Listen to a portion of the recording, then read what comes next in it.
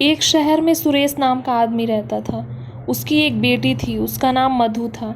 सुरेश की टेलर की दुकान थी। मधु भी उसका हाथ बटाती थी उसके साथ में, जैसे कि बटन टाँकना, प्रेस करना आदि। एक दिन सुरेश ने मधु से कहा, अब तुम्हारी शादी की उम्र हो गई है और उसको भी अब सिलाई सीख लेनी चाहिए। यह सुनकर मधु बोलती है कि उसको शादी नहीं करनी है, उसको यहीं उसके पास ही रहना है। तो सुरेश ठीक है कहकर चुप हो जाता है। धीरे धीरे मधु सिलाई करना भी सीख जाती है। एक दिन वो दुकान पर सिलाई कर रही होती है तो वहाँ पर प्रदीप आता है। वो उसको देखकर पसंद कर लेता है और सुरेश से उसका हाथ मांग लेता है। तो सुरेश भी अच्छा लड़का देखकर हाँ कह देता है। दोनों की शादी हो जाती है और मधु अपने ससुराल आ जाती है। कुछ महीने बाद वो गर्भवती होती है। फिर वह एक बेटी को जन्म देती है और बहुत खुश होती है। तभी प्रदीप वहाँ आकर उसको बोलता है कि मुझे एक लड़का चाहिए था और तूने एक लड़की पैदा कर दी।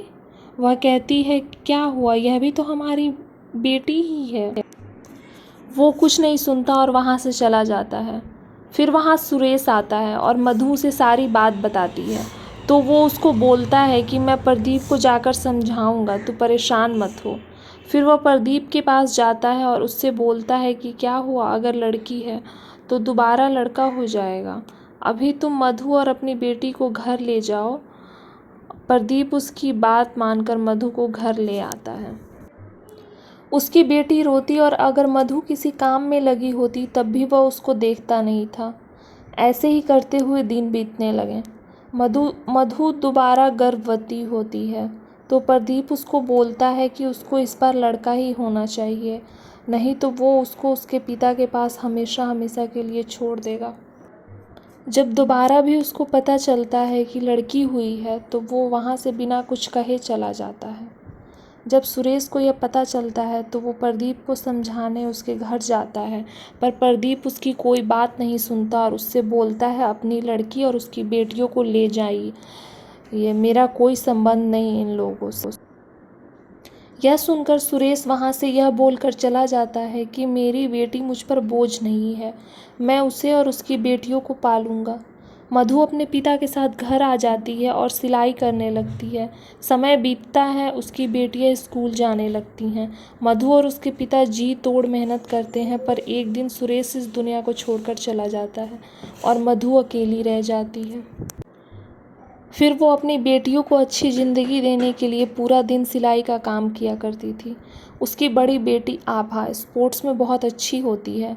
उसके टीचर एक दिन मधु को बुलाकर कहते हैं कि आभा एक बहुत अच्छी धावक है, हमें आपकी स्थिति का पता है, फिर भी आप उसका साथ देंगी तो वो बहुत आगे जाएगी।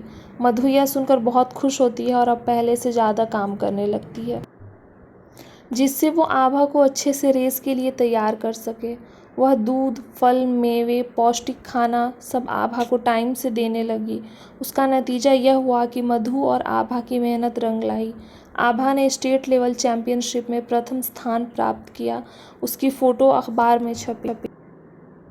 तो प्रदीप आभा और मधु की फ़ोटो को अखबार में देखकर यह सोचता है कि अगर मैंने मधु को निकाला ना होता तो आज मेरी भी फ़ोटो इन लोगों के साथ होती, पर अब माफ़ी मांगकर भी कुछ नहीं हो सकता था।